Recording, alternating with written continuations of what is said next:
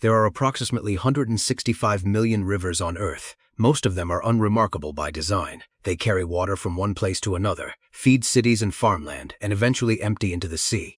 We build bridges over them, fish from their banks, and teach children to swim in them. Rivers, in the imagination of most people alive today, are safe, predictable, understood. But hidden among those 165 million are a handful that operate by entirely different rules. There is a river in the Peruvian Amazon that boils, not metaphorically.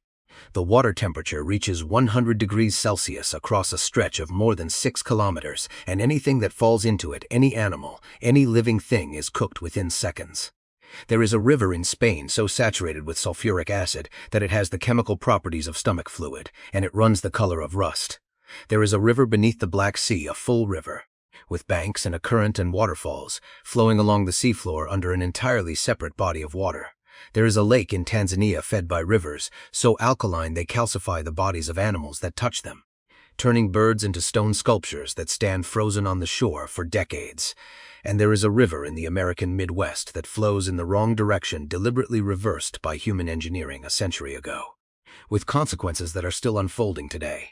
None of these are myths. All 5 have GPS coordinates, and every one of them tells a story about water, about life, and about how little we actually understand of the planet we have mapped from every angle. The boiling river of the Amazon, deep in the Peruvian jungle, far from any road, accessible only by several hours of travel through dense rainforest. There is a river that the local Ashaninka people call Shanai Timpishka. Translated from their language, the name means something close to heated by the heat of the sun. That translation is poetic. But it is also incorrect. The sun has nothing to do with what happens here. The water temperature along the main channel ranges between 70 and 100 degrees Celsius. Steam rises continuously from the surface. The rocks along the riverbed are coated in colonies of thermophilic bacteria microorganisms that thrive at temperatures that would kill virtually every other form of life. Any animal that falls into the water dies within seconds. Local communities in the area have described what happens to small creatures, frogs, lizards, snakes that stumble into the current. The eyes go first, the proteins in the cornea denaturing almost instantly, then the skin, then the muscle tissue. Within a matter of seconds, the animal is reduced to an unrecognizable mass, carried away by the current.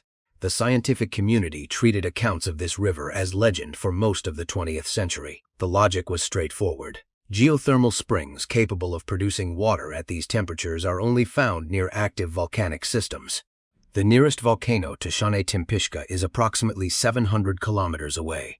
A boiling river in the middle of the Amazon basin, far from any volcanic activity, was considered physically impossible.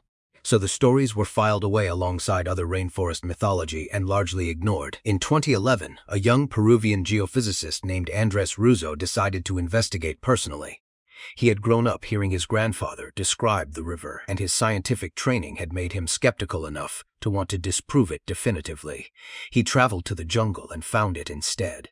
Ruzo spent years studying the phenomenon and arrived at an explanation that surprised even specialists in the field. The water in Shanai Timpishka is rainwater. Ordinary precipitation falling in the Andes hundreds of kilometers away percolates downward through the Earth's crust, descending several kilometers into geological fault systems where the ambient temperature of surrounding rock exceeds 200 degrees Celsius. The water absorbs that heat, then rises back to the surface through deep fractures in the crust, emerging as a river that functions essentially as a natural boiler. Cold water descends, the planet heats it.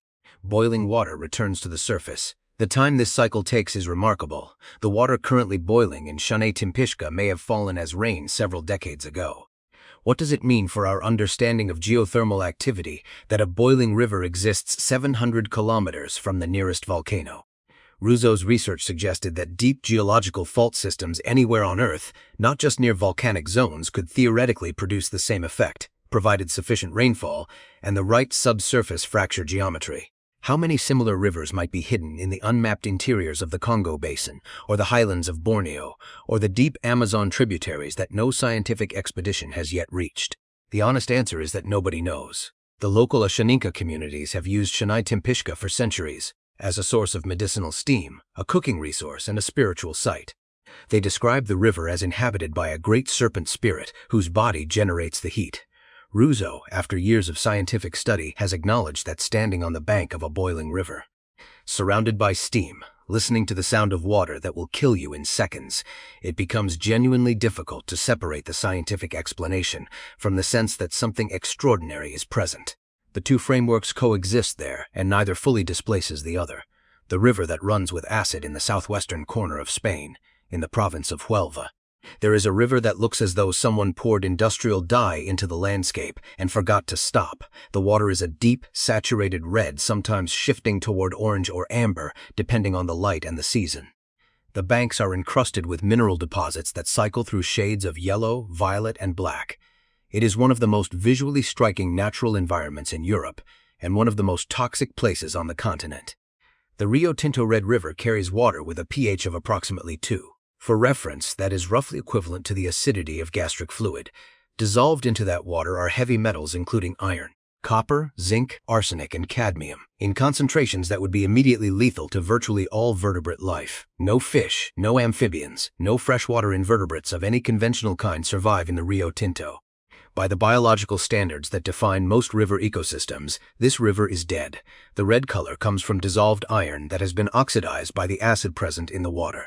The acid itself comes from below ground. The Huelva region sits above one of Europe's most significant deposits of sulfide minerals compounds containing sulfur bonded to metals. When those minerals come into contact with water and atmospheric oxygen, they undergo a chemical reaction that produces sulfuric acid. This process, called acid mine drainage, occurs naturally to some degree wherever sulfide deposits are exposed to the surface. But human activity has been dramatically accelerating it in this location for an almost incomprehensible span of time. People have been extracting ore from the Rio Tinto region continuously for approximately 5,000 years. The Phoenicians mined silver here. The Romans extracted copper and gold on an industrial scale. In the 19th century, British and German corporations opened it as a massive open-pit operation, removing ore by the tens of millions of tons. The Rio Tinto Corporation, one of the largest mining companies in the world today, takes its name directly from this river, a corporation named after the dead river that its predecessors helped kill, now engaged in resource extraction across multiple continents. The story of Rio Tinto is a 5,000-year case study in what happens when human extraction operates without pause or consequence. Here is the detail that changes the entire frame of this story. Though the Rio Tinto is not in fact dead, it contains life in extraordinary abundance, just not any life that would be recognizable to someone walking along a typical riverbank. The river hosts dense communities of extremophilic bacteria and microalgae that not only survive in the acid environment but actively metabolize dissolved metals as energy sources. They coat the riverbed in thick mats of red, green, and purple, forming entire microbial ecosystems invisible to casual observation. NASA has been funding research on Rio Tinto for more than 2 decades. The logic is straightforward. Mars is covered with iron oxides, hence its characteristic color. Subsurface liquid water on Mars, if it exists, is likely to be highly acidic and metal-saturated. The microorganisms thriving in Rio Tinto are the closest functional analog on Earth to what life on Mars might look like if it exists. Testing equipment designed to detect biological signatures on Mars? The Rio Tinto is where that equipment gets calibrated. A river killed by 5,000 years of human extraction has become the primary earthbound laboratory for the search for life on other planets. That is either deeply ironic or deeply poetic, depending on how you look at it. The river that flows beneath the sea in 2010.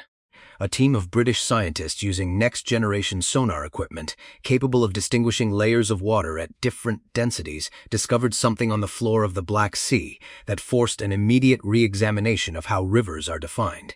At a depth of approximately 35 meters below the surface of the Black Sea, flowing along a clearly defined channel across the seafloor, there is a river. It has banks. It has a measurable current, it has a floodplain and identifiable sections of meander. It generates turbulence, undercuts its own banks, transports sediment, and forms something resembling a delta at the point where it reaches the flat abyssal plain of the deeper Black Sea basin. If this river flowed across land rather than across the bottom of a sea, it would rank among the 6 largest rivers in Europe by water volume, larger than the Rhine. The mechanism behind this phenomenon is density stratification. Water flowing into the Black Sea from the Mediterranean through the Bosphorus Strait is significantly saltier and therefore denser and heavier than the brackish water of the Black Sea itself. Rather than mixing, the denser Mediterranean water sinks and travels along the seafloor, following the contours of the bottom in the same way that a river follows the contours of a valley. The density difference between the two water masses is sufficient to maintain clearly defined banks and a coherent directional flow. The river in the river, water flowing through water. Governed by exactly the same physical laws that govern water flowing across land, just invisible from the surface, divers who have descended to observe this phenomenon report an experience that defies easy description. You are swimming in water. You descend further and you encounter the surface of a different water, darker, more turbid, with a visible current. If you extend your hand into that lower layer, you feel the current pulling against your fingers. The boundary between the two water masses is tactile. Submarine rivers have since been identified in several locations across the world's oceans, the Gulf of Mexico, coastal Australia, the Caribbean, but the Black Sea example remains the largest and most thoroughly studied. It plays a measurable role in the ecology of the seafloor beneath it, distributing nutrients and oxygen along the bottom, and supporting unique communities of organisms that live precisely at the boundary between the two water masses. The discovery required sonar technology that did not exist a generation earlier, which raises the question worth sitting with. What else is moving across the floors of the world's oceans right now, following channels and carving banks, that our instruments are not yet sophisticated enough to detect? Leave your answer in the comments. We are genuinely curious whether people find the underwater river or the boiling river harder to visualize as real. The responses to questions like that consistently take these discussions somewhere unexpected. The lake that turns animals to stone in northern Tanzania, fed by rivers draining the surrounding volcanic highlands, lies Lake Natron. The water chemistry of this lake and of the river systems that supply it places it among the most chemically hostile aquatic environments on the surface of the Earth. The alkalinity of Lake Natron reaches a pH of between 10 and 12. For comparison, household ammonia solution typically registers around pH 11. The water temperature in certain areas of the lake reaches 60 degrees Celsius. Dissolved throughout it is natron sodium carbonate leached from the surrounding volcanic geology. Natron is not simply a toxic mineral. It is the same substance that ancient Egyptian embalmers used to desiccate and preserve the bodies of pharaohs during mummification, and it does to animals what it did to royal corpses. It calcifies and preserves them. Photographer Nick Brandt, working along the shorelines of Lake Natron, discovered dozens of animal bodies in extraordinary states of preservation. Birds and bats that had died in the water or on the surface, or at its edge, had been coated in thick mineral deposits and preserved in the exact positions in which they died. Some birds sat on branches with wings partially extended. Others were frozen mid-flight. Others appeared to be in the act of attempting to take off from a surface that was already killing them. The images circulated worldwide and became among the most widely shared nature photographs of the early 21st century, not because they were staged or manipulated, but because they looked like something a special effects studio would produce. The reality was more disturbing than any fabrication. The mechanism of death is chemically straightforward. Migrating birds, particularly those flying at night, mistake the reflective surface of the lake for a safe body of open water and descend to rest. The alkaline water immediately begins degrading skin and feathers. The natron penetrates tissue. Within hours or days, the body calcifies and is eventually deposited on the shoreline by wind and wave action, where it can remain structurally intact for years or decades. And yet here is the paradox that defines Lake Natron as a place. This lake that kills nearly everything that enters it is the primary and in some cases exclusive breeding ground for the lesser flamingo in East Africa. Approximately 2.5 million of these birds nest on the low mineral islands that form across the lake's surface during the breeding season. The chemical environment that is lethal to most species creates, for the flamingo, an impenetrable defensive perimeter. No terrestrial predator can cross the alkaline shallows without sustaining severe chemical burns to its paws or feet. The flamingo's legs are protected by thick scaled skin, and specialized glands filter the mineral content from the water they consume. For them, the lake's lethality is shelter. A body of water that mummifies birds and burns human skin serves simultaneously as the most secure nursery in East Africa. Nature, as it consistently demonstrates, is not organized around any single principle. The river that flows backwards, the fifth river, is strange not because of its chemistry or its temperature or its location beneath another body of water. It is strange because it flows in the wrong direction, and it does so because human beings decided at a specific point in time that the direction rivers naturally flow was inconvenient.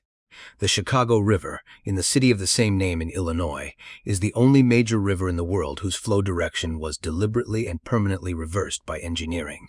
Before 1900, the Chicago River drained naturally eastward into Lake Michigan, the vast freshwater body that served as the city's primary drinking water supply. Chicago was, at the same time, the largest meat processing center in the world, the combination of a city of several 100,000 people, an industrial slaughterhouse complex of extraordinary scale, and a river flowing into the drinking water supply produced consequences that were entirely predictable and consistently ignored until they became catastrophic. Typhoid and cholera epidemics moved through Chicago with periodic regularity throughout the second half of the 19th century. In 1885, a single outbreak killed approximately 90,000 people, close to 12% of the city's total population at the time. The water was killing the people who drank it. The river was the mechanism. The engineering solution proposed was audacious by the standards of any era. Rather than treating the water, rather than constructing sewage processing infrastructure, rather than addressing the contamination at its source, the city of Chicago decided to reverse the river. A 40-kilometer canal was excavated through the watershed, dividing the Great Lakes Basin from the Mississippi River Basin, a geographical boundary that had existed and functioned as a biological barrier for thousands of years. 8 years of construction, thousands of workers, millions of cubic meters of displaced earth. On January 21, 1900, the locks were opened and the Chicago River began flowing in the opposite direction westward, away from Lake Michigan, toward the Illinois River, and eventually the Mississippi. The city of St. Louis, downstream on the Mississippi, immediately filed suit, arguing that Chicago was simply relocating its contamination into someone else's drinking water. The case reached the United States Supreme Court, which ruled in 1906 in Chicago's favor, on the grounds that the link between Chicago's sewage and disease patterns in St. Louis could not be conclusively proven. It was a legally defensible position and a scientifically embarrassing one. The river has flowed backwards ever since. The canal that made this reversal possible also created something that nobody in 1900 had considered or could have anticipated: a navigable water passage connecting two river systems that had been biologically separated for millennia. Species from the Mississippi Basin could now, in principle, reach the Great Lakes. Species from the Great Lakes could reach the Mississippi. The biological barrier was gone. For most of the 20th century, this was a minor ecological footnote. It became a crisis when Asian carp, massive filter-feeding fish introduced to southern fish farms in the 1970s, and subsequently escaped into the Mississippi River system, began migrating north. Asian carp consume phytoplankton at rates that collapse the base of the aquatic food web. They can reach over 1 meter in length and 40 kilograms in weight. They reproduce aggressively, and they have been moving steadily north toward Chicago for decades, following the canal that the city built in 1900 to reverse its river. The current defensive measure is an electric barrier installed in the canal, a system that delivers a continuous electrical field through the water, stunning any fish that attempts to cross. It is essentially an electric fence installed in a river to protect an entire system of lakes from the ecological consequences of a municipal engineering decision made 125 years ago. Whether it will hold is an ongoing question. The carp are still advancing. The Chicago River flowing backwards is not a natural curiosity. It is a demonstration of what happens when a problem created by human behavior is solved not by changing the behavior, but by redirecting the consequences onto someone or something downstream. Chicago stopped its water from being contaminated. The river, the Mississippi Basin, and eventually the continent absorbed the cost of that solution instead. 5 rivers. 5 systems that operate by rules that challenge what most people understand about how water behaves, where life can exist, and what the planet is actually doing beneath its photographed and mapped and apparently familiar surface. Shani Tempishka reminds us that the Earth is not a stable platform. It is a heat engine, still active, still moving. And the thin cooled shell we live on is separated from extraordinary temperatures by distances that deep rainwater can traverse in decades. The Rio Tinto reminds us that 5,000 years of extraction produce consequences that outlast every civilization that participated in them, and that life, even in the environment those consequences created, finds mechanisms to continue. The Black Sea Submarine River reminds us that the ocean floor is not a static basin of uniform water. It is a terrain shaped by flowing currents, carved by underwater rivers, governed by the same physics that shape every landscape on land. Lake Natron reminds us that the most chemically hostile environments on Earth are frequently also among the most ecologically essential. The place that kills everything can simultaneously be the only place where something critical survives. And the Chicago River reminds us that engineering can redirect water, but it cannot redirect consequence. What we send downstream always arrives somewhere. Water is the most ordinary substance in human experience. We are made of it, we drink it without thought, we live next to rivers and barely notice them. But these 5 bodies of water boiling in the jungle, running with acid in Spain, flowing beneath the surface of a sea, preserving birds in alkaline stone, and moving backward through an American city suggest that water, in sufficient quantity and in the right geological or human context, is anything but ordinary. It is the most strange and powerful substance on the planet, and the rivers it forms are still surprising the people who study them for a living. Which of these 5 stays with you most? The boiling river, the acid river, the underwater river, the calcifying lake, or the river that humans deliberately reversed? Tell us in the comments and tell us why. The most interesting conversations we have consistently start with that kind of disagreement, and we read every response.